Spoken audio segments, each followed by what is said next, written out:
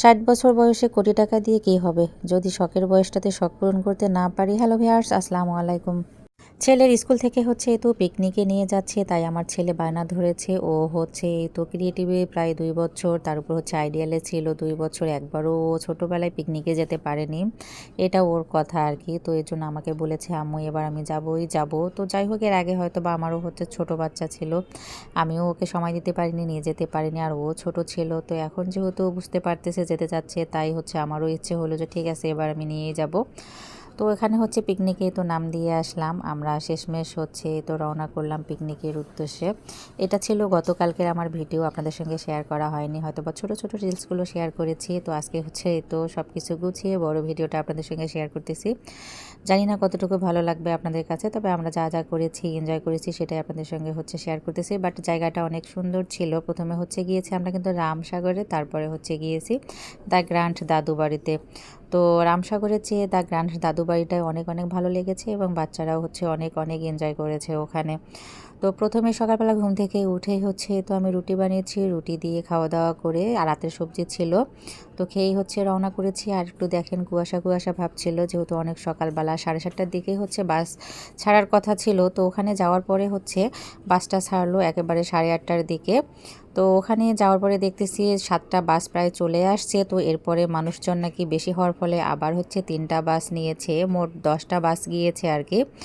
তো ওখান থেকে হচ্ছে আবার যাওয়ার পরে ওনারা খাবার আয়োজন করেছে, নাস্তা আর কি। আমি ভেবেছিলাম হয়তো বা ওরা বাসের মধ্যেই নাস্তাটা দিয়ে দেবে, তো আমরা কিন্তু সিম্পল খেয়ে গিয়েছি।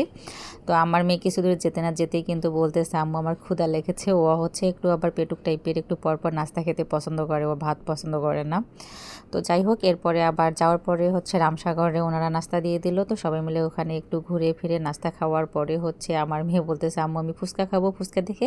তো ওখানে হচ্ছে আমি, আমার ছোট ভাগ্নি এবং আমার ছেলে মিলে হচ্ছে তো ফুচকা খেয়ে নিলাম। খাওয়ার পরে হচ্ছে কিছুক্ষণ পর আর কি 1.5 ঘন্টার মতো রামসাগরে ছিলাম। তারপরে হচ্ছে আবার সবাই মিলে তো বাসে উঠে গিয়েছি, ওখান থেকে আবার রওনা করলাম দ্য গ্র্যান্ড দাদু বাড়িতে। তো এখানে আসার পরে হচ্ছে এখানকার রুলস ডিসিপ্লিনটা ভালোই লাগলো। এই যে যখন আমাদেরকে হচ্ছে গেটে ঢুকাচ্ছিল, তখন দেখেন লাইন করে একেবারে হচ্ছে একটা করে কয়েন দিচ্ছিল। তো কয়েনটা যখনই আমরা বক্সে ফেলতেছি, তখনই হচ্ছে অটোমেটিক্যালি আর গেটটা হচ্ছে খুলে যাচ্ছিল। যে দেখেন মানে নতুন একটা আর কি হচ্ছে এক্সপিরিয়েন্স হলো, তো ভালোই লাগলো। আর হচ্ছে লাইন করে করে ভিতরে ভিতরে যারা প্রবেশ করতেছিলাম, তারা কিন্তু আর বাইরে বের হতে পারতেছিলাম না। তো ওখানে যাওয়ার পরে হচ্ছে তো একটার পর একটা অন্য সুন্দর সুন্দর দৃশ্যগুলো দেখে অনেক ভালো লাগতেছিল, আমার মেয়েও হচ্ছে অনেক এনজয় করতেছিল। তো যাওয়ার পরে সব কিছু ঘুরে দেখার পরে হচ্ছে কিন্তু লাঞ্চ টাইম হয়ে গিয়েছে প্রায়, যেহেতু শুক্রবার ছিল। আর হচ্ছে তো লাঞ্চ টাইমে এতগুলো মানুষ একসঙ্গে হচ্ছে জায়গা দিতে পারতেছিল না, তাই ক্লাস ভিত্তিক সবাইকে হচ্ছে টোকেন দিয়ে হাতে প্যাকেট দিয়ে দিয়েছে। ওখানেই কিন্তু রান্নাবান্না করেছে, করার পরে হচ্ছে সবাইকে প্যাকেট দিয়েছে আর কি। প্যাকেট দেওয়ার পরে আবার ওখানে হচ্ছে সুন্দর করে প্যান্ডেলের ভিতরের টেবিল চেয়ার, ওখানে বসে আবার প্লেট গ্লাস পানি সব কিছুরই ব্যবস্থা করেছে। তো ভালোই লেগেছে। তো খাওয়া দাওয়া শেষ করে আবার হচ্ছে স্কুল কর্তৃপক্ষ ওনারা আর কি বললো যে 1 ঘন্টা সময় দেবে বাচ্চাদেরকে খেলাধুলা করার জন্য। তো এই সুযোগেই তো আমরা চলে আসলাম কাইটস জোনে। তো ওখানে আসার পরে হচ্ছে আমার মেয়ে আর তো বের হতেই চাচ্ছিল না, আর এদিকে হচ্ছে আবার সাংস্কৃতিক অনুষ্ঠানও শুরু হয়ে গিয়েছে। তো যাই হোক, ওখানে আবার ছেলে মেয়েকে দুজনকেই হচ্ছে ভিতরে দিয়ে ওরা অনেক সুন্দর মজা করে খেলতেছিল। আমি বসে বসে থেকে তো ভিডিও করতেছিলাম আর উপভোগ করতেছিলাম। আবার এই দিক দিয়ে দেখেন অনুষ্ঠানও শুরু হয়ে গিয়েছে। তো ওদেরকে নিয়ে তো কোনো মতে বের হয়ে আসলাম। আসার পরেই হচ্ছে এখানে আবার নাচ গান কবিতা আবৃত্তি যে যেটা পারতেছিল সেটাই দিচ্ছিল।